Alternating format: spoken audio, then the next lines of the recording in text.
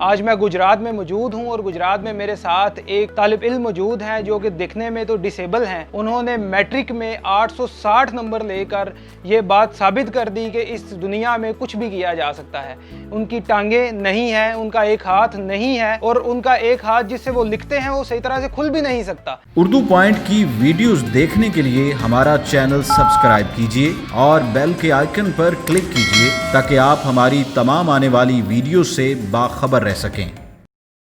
अस्सलाम वालेकुम नाजरीन, मैं हूं सैयद फसील हसन और आप देख रहे हैं उर्दू पॉइंट। आज मैं गुजरात में मौजूद हूं और गुजरात में मेरे साथ एक तालिब इल्म मौजूद हैं जो कि दिखने में तो डिसेबल हैं, मगर उनकी डिसेबिलिटी जो है वो उनके गोल्स को बिल्कुल भी कुछ नहीं कर सकी। उन्होंने मैट्रिक में 860 नंबर लेकर ये बात साबित कर दी कि इस दुनिया में कुछ भी किया जा सकता है। उनकी टांगे नहीं हैं, उनका एक हाथ नहीं है और उनका एक हाथ जिससे वो लिखते हैं वो सही तरह से खुल भी नहीं सकता। सबसे पहले तो मैं अल्लाह ताला का शुक्र अदा करता हूँ कि उसने मुझे ऐसी नेमत से नवाजा है कि आज मैं इस जगह पे बैठा हूँ और सोशल मीडिया पे आया हूँ। और मैं उस्तादा कराम का भी बहुत शुक्रिया, मेरे पेरेंट्स का भी बहुत शुक्रिया कि उन्होंने मेरे लिए हिम्मत नहीं हारी। मैं उनका बहुत बहुत शुक्रगुजार हूँ और मैं सब के लिए यही कहता हूँ कि डिसेबिलिटी की हालत में भी आप कभी मत हिम्मत हारना। अरसलान साहब, बताएं मुझे कि आप किस तरह से अपनी रोज़मर्रा की रूटीन को मैनेज करते हैं और किस तरह से आपको पढ़ाई का शौक़ पैदा हुआ? पढ़ाई का शौक़ मुझे इस वजह से पैदा हुआ क्योंकि मेरी पेरेंट्स पहले मुझे स्कूल में एडमिशन नहीं लेके देते थे क्योंकि डिसेबिलिटी की वजह से कह रहे थे मजबूरन इसे कैसे लेके जाएँ।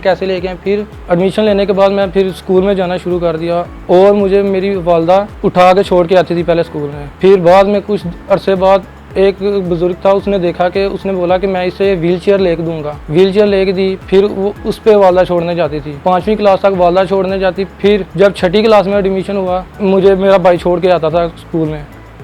फिर कुछ अरसे बाद मैंने रिक्शा लगवाया। जिस स्कूल में आप पढ़ते हैं उस स्कूल में बच्चों का बर्ताव आपके साथ किस तरह का था? क्लास फेलो बहुत अच्छे थे, उन्होंने बहुत अच्छा रिस्पॉन्स किया मेरे साथ और बहुत उनका भी शुक्रिया अदा करता हूँ मैं। और मेरे टीचर भी बहुत अच्छे थे जिन्होंने मुझे इस मुकाम पर पहुंचाया। मैं उनका भी बहुत शुक्रिया अदा करता हूं। आपके माँ बाप का बर्ताव आपके साथ कैसा था? आपके बहन भाइयों का बर्ताव आपके साथ कैसा था? कभी उन्होंने आपको डिसेबल होने की वजह से तंग किया हो या किसी तंज़ो ताने का निशाना बनाया हो? मेरे वालिदैन और बहन भाई का बर्ताव बहुत अच्छा है और वो भी बहुत अच्छे से रिस्पॉन्स करते हैं, मुझे बहुत अच्छे से सपोर्ट करते हैं। भाई भी अक्सर अगर रिक्शा वगैरह ना मिले या कोई ट्रांसपोर्ट ना मिले आने जाने के लिए वो लेके भी आता है, छोड़ के भी आता है, वही सब आने जाने पे मदद करता है। आपको रोज़मर्रा की ज़िंदगी के अंदर किन किन मुश्किलात का सामना करना पड़ा? रोज़मर्रा की ज़िंदगी में मैं टाइम को मैनेज करता हूँ। सुबह स्कूल जाता हूँ या कॉलेज ज्वाइन कर लिया तो उधर जाता हूँ, तो उधर जाने में बहुत प्रॉब्लम हो रही है। जाने के लिए भी कोई ट्रांसपोर्ट चाहिए और वापसी पे भी बहुत मसला बन रहा है। तो इसी वजह से मुझे चाहिए कि मेरी गवर्नमेंट से अपील है कि मुझे कोई मदद करे, यानी कि वजीफ़ा वगैरह कोई बैतुल माल में भी फॉर्म्स वगैरह जमा करवाया है तो उन्होंने भी गाइड नहीं किया अभी तक। कभी कह रहे हैं इधर जाएं, कभी कह रहे हैं इधर जाएं, फ़लाने बंदे से रब्ता करें, कभी फ़लाँ बंदे से रब्ता करें, वो भी नहीं बात सुन रहे। अभी तक किसी की बैक कॉल नहीं आई। बैतुल माल जाने का मुझे मशवरा दिया था भाई है, उसने बताया था कि वहाँ पर जाओ, वहाँ पर अच्छा रिस्पॉन्स करते हैं कि यानी कि मदद वगैरह सब करते हैं। लेकिन मैं गया वहाँ पे फॉर्म वगैरह जमा कर, DRTC फॉर्म था तो वो मैंने जमा करवाया, लेकिन वहाँ पे सर ने जमा कर लिया तो उन्होंने कभी बोला मुझे कि 10-15 दिन बाद में हमें कॉल करना। मैंने कॉल की तो कह रहे थे अभी हमारे पास फ़ंड वगैरह नहीं है, कुछ अरसे बाद आ जाएगा, तकरीबन 1-2 माह बाद आ जाएगा, हम आपको चेक वगैरह दे देंगे। तो लेकिन मैंने 10-15 दिन बाद उनको कॉल की, उन्होंने बोला कि अभी हमारे पास फ़ंड नहीं आया। मैंने बोला ठीक है। फिर मैंने उनको 10 दिन बाद फिर कॉल की, उन्होंने मुझे दूसरे सर का नंबर दिया कि आप पंजाब बैतुल माल में रब्ता करें। तो ऐसे ही चक्कर लगवा रहे थे। मैंने फिर उनको कॉल की, उन्होंने बोला फिर तीसरी जगह पे कॉल करें। जब तीसरी जगह कॉल की उन्होंने बोला किस जगह से बात करने, मैंने फिर सारा बताया एड्रेस वगैरह, कह रहे थे किस जगह पे जमा करवाया था फॉर्म। तो मैंने बताया कि गुजरात में जमा करवाया। तो उन्होंने बोला नहीं, आप गुजरात में उसी जगह पे जाएं, उन सर से रब्ता करें। फिर ऐसे ही चक्कर कटवा रहे थे, तो कह रहे थे ऐसे रब्ता करें, कभी वहाँ पे जाएं, कभी वहाँ पे जाएं। फिर मैं नहीं गया, क्यों? आने जाने का बहुत मसला बन रहा था, इसी वजह से नहीं मैं गया। मैंने मैट्रिक आप कर लिया, मैं चाहता हूँ कि मैं मज़ीद तालीम हासिल करूँ। या अब मैंने फर्स्ट ईयर में एडमिशन ले लिया है और मैं चाहता हूँ कि मज़ीद आगे तालीम हासिल करूँ। अरसलान, आपकी ज़िंदगी के गोल्स क्या हैं? आने वाली ज़िंदगी में आप क्या करना चाहते हैं और किस तरह से आप अपनी ज़िंदगी को गुजारना चाहते हैं? स्टार्टिंग से कंप्यूटर पढ़ा हूँ, मैंने मैट्रिक भी कंप्यूटर साइंस के साथ किया है और मैं इंटर भी कंप्यूटर साइंस के साथ कर रहा हूँ। और मैं मज़ीद चाहता हूँ कि मैट्रिक के इंटर के बाद मैं BCS करूँ, BCS यानी कि बैचलर ऑफ कंप्यूटर साइंस की डिग्री हासिल करूँ। और मैं इसलिए BCS करना चाहता हूँ कि ताकि घर में बैठ के भी जॉब कर सकूँ, कंप्यूटर की जॉब कर सकूँ।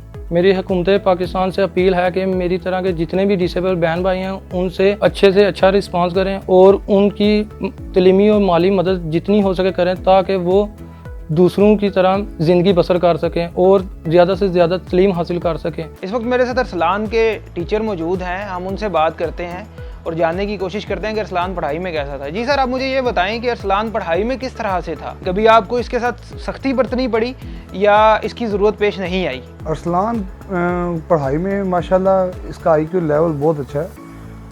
अगर फिज़िकली डिसेबल ना हो तो मैं समझता हूँ कि बहुत ज़्यादा बहुत ही अच्छा बच्चा है, बहुत ही अच्छा बच्चा है। एक दफ़ा चीज़ को जो बता दी जाए वो पिक कर लेता है और मेंटली ये किसी भी दूसरे फिज़िकली कंप्लीट बच्चे के साथ compete कर सकता है।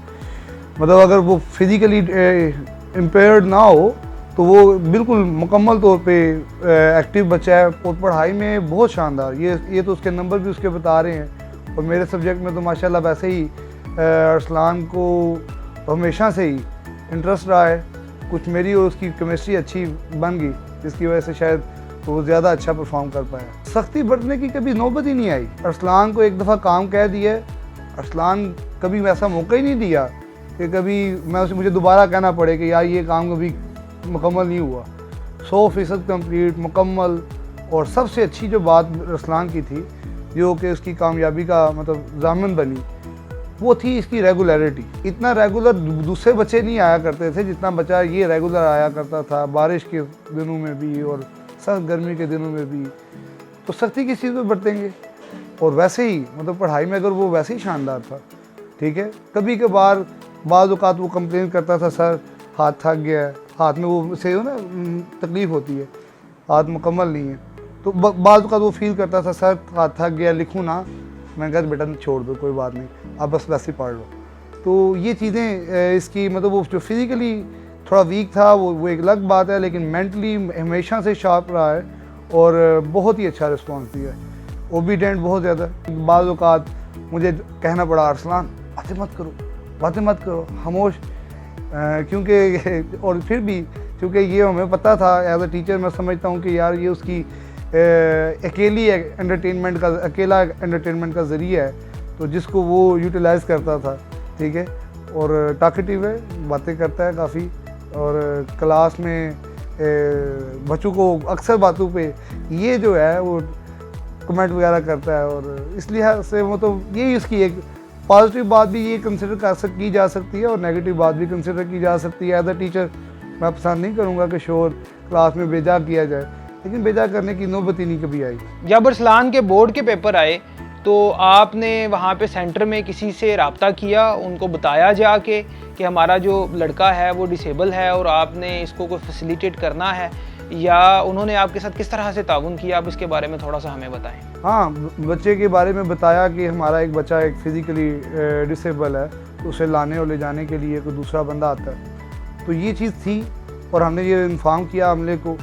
तो अमला माशाल्लाह अच्छा था, मतलब उन्होंने कोई ऐसा प्रॉब्लम नहीं की, क्योंकि वहाँ पे वैसे भी चेयर थी, वो बाजू वाली चेयर होती थी, उस पर बड़ा इजीली ये लिख सकता था, मैनेज कर सकता था।